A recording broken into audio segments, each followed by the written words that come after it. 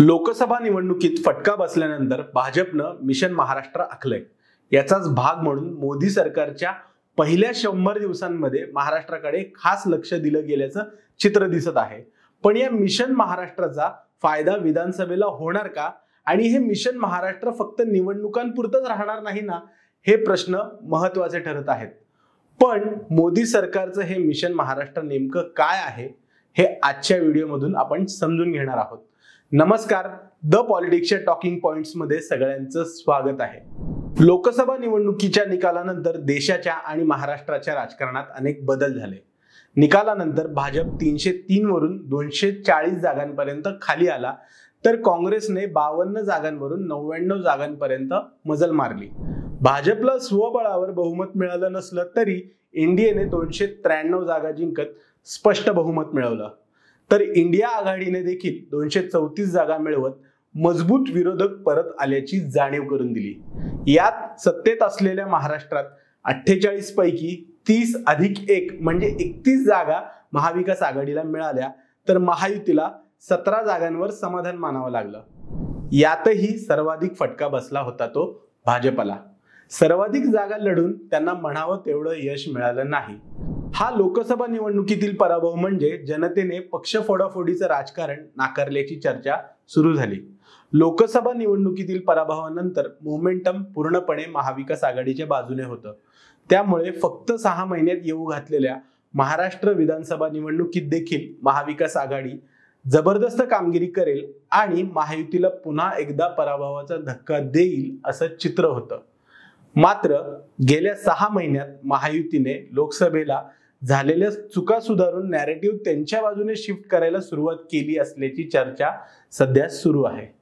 त्याचं कारण म्हणजे पंतप्रधान मोदींनी देखील गेल्या जवळपास 130 दिवसात महाराष्ट्रातील चित्र बदलण्यात जाणीवपूर्वक प्रयत्न केल्याचं दिसून येतं। लोकसभा निवडणुकीनंतर CSDS लोकनीतीने केलेल्या पोस्ट पोल सर्वेने हे दाखवून दिलं होतं की पंतप्रधान मोदी हेच भाजपचे सर्वात मोठे वोट कॅचर आहेत। त्यामुळे विधानसभा निवडणुकीपूर्वी महाराष्ट्रातील चित्र बदलायचे असेल तर त्यांच्या महाराष्ट्रात सभा आणि कार्यक्रम होणं गरजेचं होतं। आणि मोदी सरकारच्या काळातला कीवर्ड राहिला आहे तो म्हणजे विकास। याच विकासावर भर देत मोदींनी महाराष्ट्रातले दौरे आखले।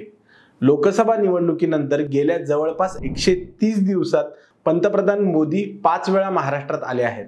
लोकसभा निवडणुकीनंतर 13 जुलै 2024 रोजी पहिल्यांदा महाराष्ट्रात आले होते। मोदींच्या हस्ते मुंबईमध्ये विविध विकास कामांचं भूमिपूजन आणि लोकार्पण करण्यात आलं। गोरेगाव ते मुलुंड हा अनेक वर्षांपासून प्रलंबित असणाऱ्या जोड रस्त्याचं भूमिपूजन झालं।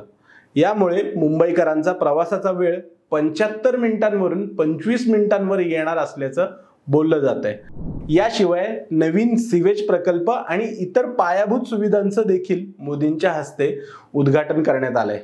त्यानंतर 5 ऑक्टोबरला देखील मोदी पुन्हा एकदा मुंबईत आले। यावेळी त्यांनी मेट्रोच्या 3 प्रकल्पाचं लोकार्पण केलं। मुंबईकरांच्या प्रवासाच्या दृष्टीने देखील हा प्रकल्प अत्यंत महत्त्वाचा आहे। ठाण्यातील अनेक प्रकल्पांचं देखील त्यांनी यावेळी उद्घाटन केलं। मुंबई मेट्रोपॉलिटन प्रदेशामध्ये विधानसभेच्या जवळपास 60 जागा आहेत। भाजपने या जागांवर आपलं लक्ष केंद्रित केलंय। त्यामुळे या जागांचं महत्त्व ओळखून मोदींचे मुंबई दौरे आखले होते। विधानसभेच्या प्रचाराच्या काळात देखील याच प्रकारे दौरे आखले जाण्याची शक्यता आहे। मुंबईच्या 2 दौऱ्यांशिवाय पंतप्रधान मोदींनी 25 ऑगस्ट रोजी जळगाव येथे लखपती दीदी कार्यक्रमाला उपस्थिती लावली होती। लखपती दीदी ही केंद्र सरकारची महत्त्वाची योजना आहे। या योजनेनुसार महिलांच्या स्वयंरोजगारासाठी आर्थिक मदत म्हणून बिनव्याजी 1 ते 5 लाख रुपयांचं कर्ज दिलं जात आहे। आर्थिकदृष्ट्या वंचित असलेल्या महिलांना स्वतःच्या पायावर उभं करण्यासाठी आणि त्यांना स्वावलंबी बनवण्यासाठी केंद्र सरकारनं ही योजना सुरू केली असल्याचं सांगितलं जात आहे। या योजनेच्या लाभार्थ्यांना पंतप्रधान मोदींनी चेकचं वाटप केलं होतं। पुढे 20 सप्टेंबरला मोदींनी वर्धा इथं PM विश्वकर्मा योजनेच्या वर्षपूर्तीच्या निमित्ताने कार्यक्रमाला हजेरी लावली होती। इथे त्यांनी PM विश्वकर्मा योजनेच्या लाभार्थ्यांशी कारागिरांशी संवाद साधला होता। ही योजना प्रामुख्याने OBC समाजाला डोळ्यासमोर ठेवून तयार करण्यात आली आहे असं सांगितलं जात आहे। ओबीसी समाजातील कारागिरांना त्यांचा व्यवसाय वाढवण्यासाठी या योजनेअंतर्गत आर्थिक सहाय्य दिलं जाते। नुकताच मोदींनी वाशिमचा देखील दौरा केला। बंजारा समाजाची काशी म्हणून ओळख असलेल्या पोहरादेवी मंदिरात मोदींनी पूजा केली। पोहरादेवीला भेट देणारे मोदी पहिले पंतप्रधान आहेत। पोहरादेवी इथेच मोदींनी बंजारा समाजाचा इतिहास, संस्कृती याची माहिती देणारं विरासत ए बंजारा म्युझियमचं लोकार्पण केलं। बंजारा समाज हा राज्यातील अनेक मतदारसंघात निर्णायक समजला जातो, त्यामुळे मोदींनी पोहरादेवीला भेट देण्याचं एक वेगळं महत्त्व आहे।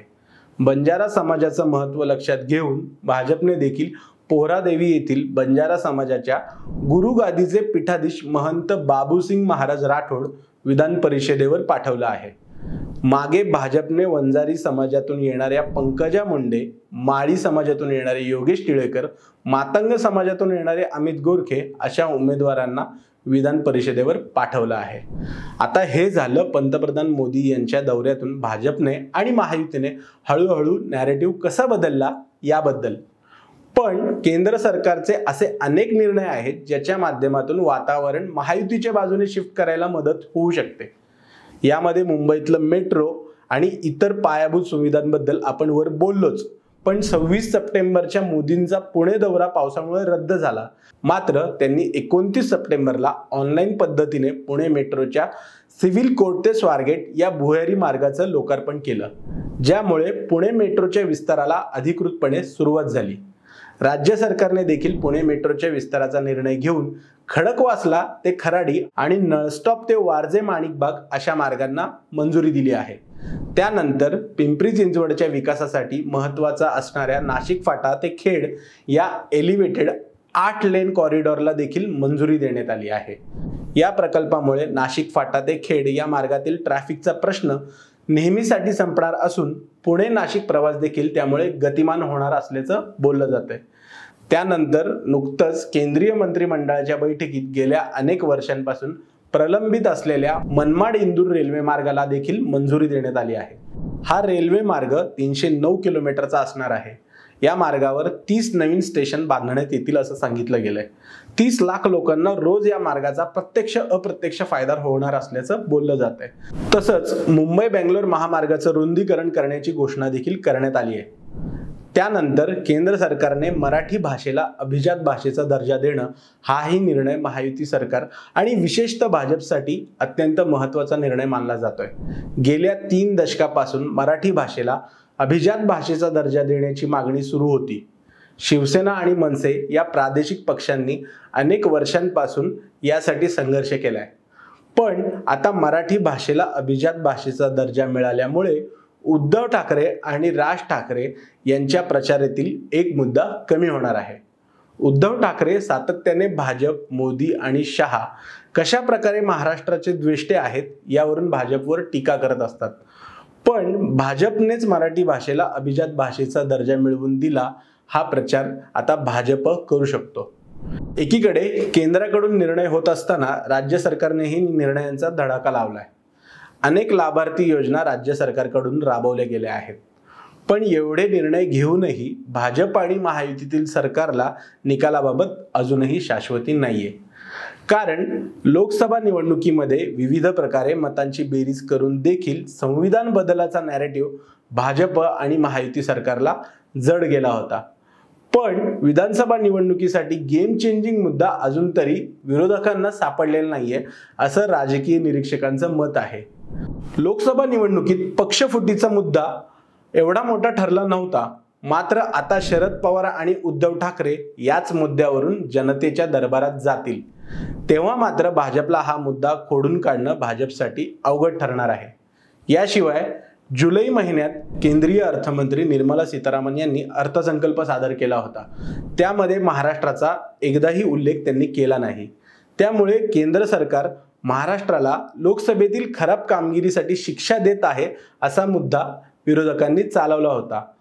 तोच धागा पुढे करून केंद्र सरकार महाराष्ट्रावर अन्याय करत आहे, देशाच्या अर्थव्यवस्थेत 15% वाटा असणाऱ्या महाराष्ट्राला सापत्नक वागणूक दिली जाते असं सांगून महाराष्ट्र धर्माचा मुद्दा विरोधकांकडून पुढे केला जाऊ शकतो। याशिवाय मराठा आरक्षणाचा मुद्दा महायुतीला अडचणीत आणणारा आहे। मराठा आरक्षणामुळे समाजात उभी फूट पडलेली आहे, जी येणाऱ्या विधानसभा निवडणुकीत महाविकास आघाडीच्या पथ्यावर पडणारी आहे। अशा प्रकारे सत्ताधाऱ्यांच्या विरोधात विविध समस्यांची काठी विरोधकांकडे आहे। या सर्व काठ्या एकत्र करून त्यांची चांगली मोठ बांधली तर महाविकास आघाडी निश्चितपणे महायुतीला चांगली फाईट देऊ शकते। तसं झालं नाही तर पंतप्रधान मोदी, केंद्राची ताकद आणि संघटनात्मक ताकदीच्या जोरावर महायुती पुन्हा बाजी मारू शकते, असं चित्र निर्माण झालंय। तुम्हाला भाजपच्या मिशन महाराष्ट्राबद्दल काय वाटतं हे आम्हाला कमेंट करून सांगा आणि द पॉलिटिक्सला सबस्क्राईब केलं नसेल तर ते नक्की करा। धन्यवाद।